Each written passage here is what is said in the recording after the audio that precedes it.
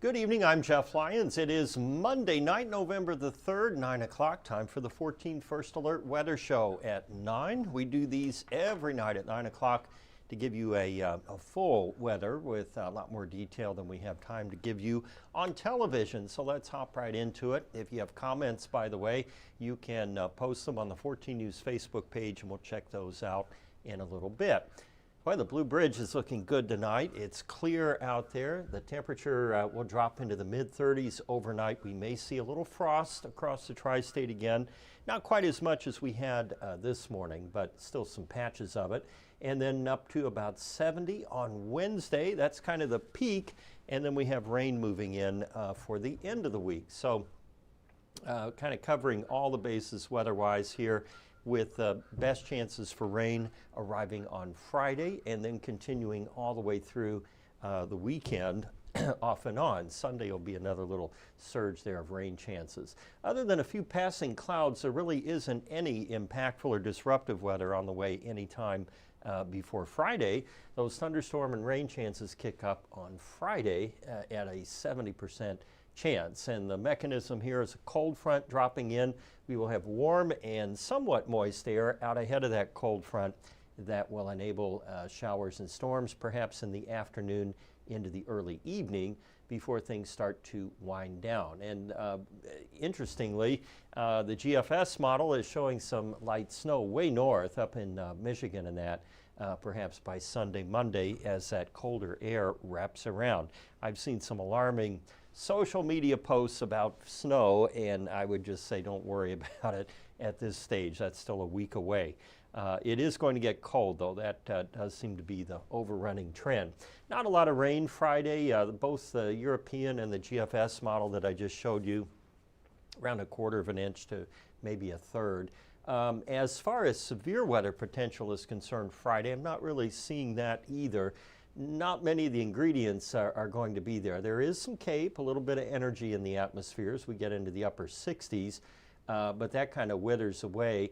Not much in the way of upper air support, I would say almost none. I mean, there will be typical 850 millibar, 5,000 foot winds, but no low-level jet coming in or anything.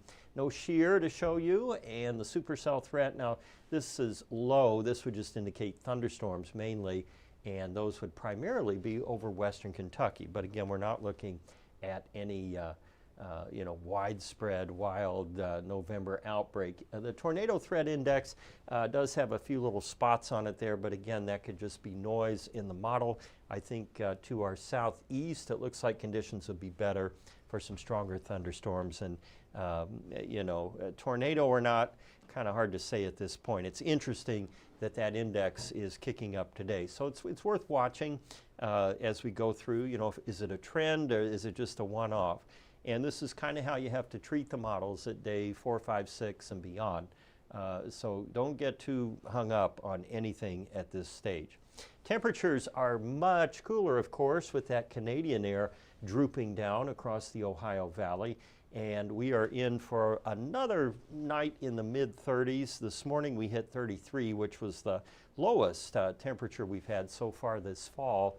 And we were up to 63 this afternoon. So a 30-degree spread, pretty typical when we have such dry air out there.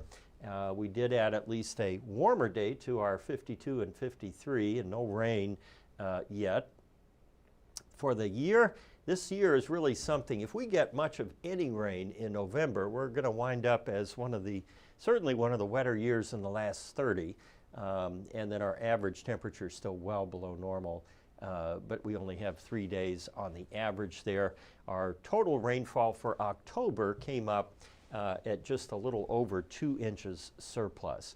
So we're doing everything right here, at least getting rain and that. We seem to be kind of past the effects of that drought, and now that the growing season is basically over, that's not as much of a concern through the winter. We don't want a drought in the winter, but the effects are less visible. Tomorrow we get into the mid-60s, and you can see this big wide open space on the map where there should be some weather. There's none. And we will likely enjoy the effects of this high pressure through Wednesday. That'll bring us that south wind and warmer temperatures. And then as that cold front goes by, we cool down again Thursday. And then the high pressure moving east will bring up the moisture to enable rainfall on Friday afternoon and evening. So football games Friday night might not be very pleasant to be at if there's rain out there. Hopefully no lightning. A little early to say on that. We can't rule it out either. The European model also advertising some rain coming in on Friday afternoon and evening. So that gives us some confidence that we will likely see some rain at the end of the week. And the European also trying to put a few flakes in there too. But again, this is 7 days out. So just something to watch in the trends. Certainly not a a lead pipe cinch kind of forecast. And the European, as I told you off the top there, just a little bit wetter, maybe 3/10 of an inch of rain. So down to 37 degrees tonight. And then tomorrow we will take it up to 66. On the 7-day forecast, we have temperatures near the normal in the middle of the week or toward the end of the week, and then much cooler than normal, 46 for the high there on Monday. And you see we are also colder and drier than normal through the 13th of November. That goes out 10 days. And it wouldn't be the First Alert Weather Show at 9 without a picture of Tesla here. This is William Raleigh's trusty companion, and a nice portrait type picture there of Tesla. So while we're enjoying that, let me get a couple things set up here for Science Corner, and hopefully we will be ready for that. I believe we are. All right, so I got to get Facebook open here. I'm going to talk to anybody. And there we are. And we got a few of you in there. Let's see what we have. Okay, we got Kathy Maddox, Jeff Miller already saying no snow, whatever you do. Well, like I said, don't get too freaked out over snow showing up in the longer range models, especially day 7. I mean, that is way down the line. But worth watching, I mean, to be very honest with you, we don't know for sure. There's a reason the models are picking up on that, but they could be overplaying the moisture and the cold air available at that time. So certainly one to watch. All right, I'm going to try something different here for Science Corner tonight. We're going to take a little field trip out to the radar site in Owensville. And I've put together several of these little vignettes or pieces that we've been running on our extended 14First Alert at midday. You've probably seen Arden does a super job with that program every day. She produces it and, of course, hosts it most days. But you'll see Byron in there and Michael, of course, and me. So we all contribute to it. And one thing I always wanted to do was get out and about and go see stuff and then report back. And so one of the first ones I did was up at the National Weather Service radar, the NexRad site in Johnson, which is in Gibson County there just to the west of Owensville. And so Christine Welgus down at the Weather Service at Paducah fixed me up with the technician who services the radar, and I was able to meet him and go up. Now I do want to point out this was done before the government shutdown. Obviously we couldn't do this today because he's a government employee and they can't do any of these extracurricular activities. Hopefully the government will open and they'll get their paychecks and we'll be able to do more of these. So I'm pulling, was shot back in August, but I thought you might enjoy it. So take a look here and see what you think. And I have to figure out how to switch this over here. I guess I'll just do that. And there we are.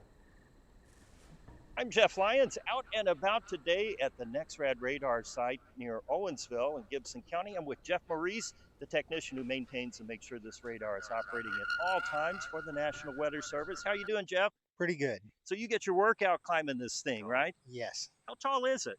It's about 100 feet to the top. Okay, and what are we going to see when we go inside the big ball up there? Inside the big ball is an antenna on a pedestal that's about 29 feet in diameter.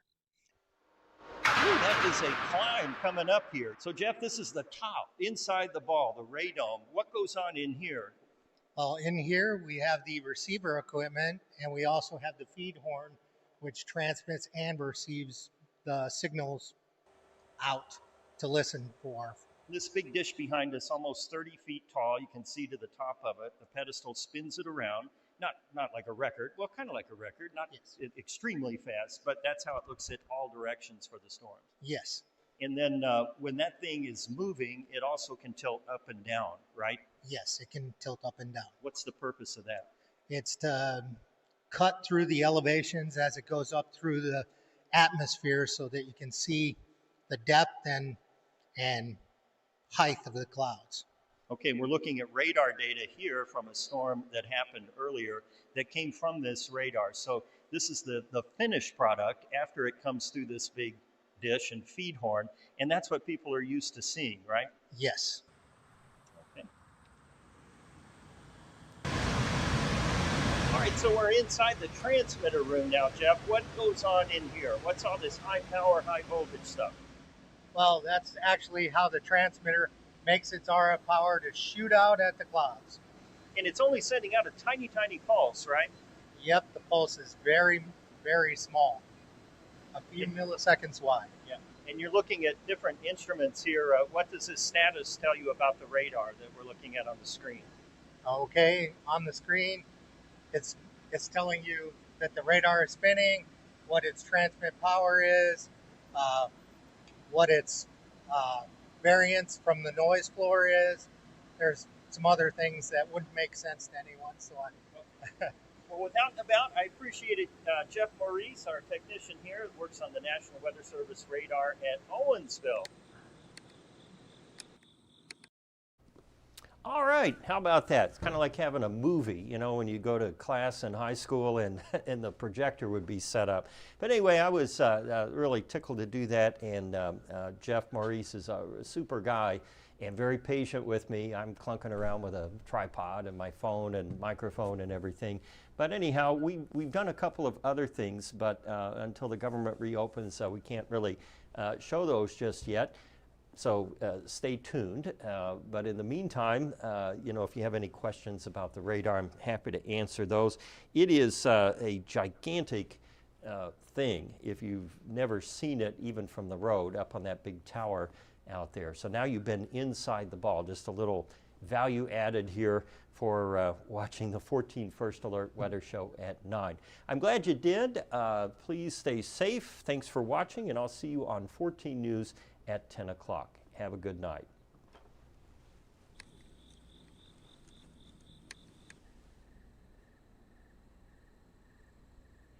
I'm Jeff Lyons, out and about today at the NexRad radar site near Owen.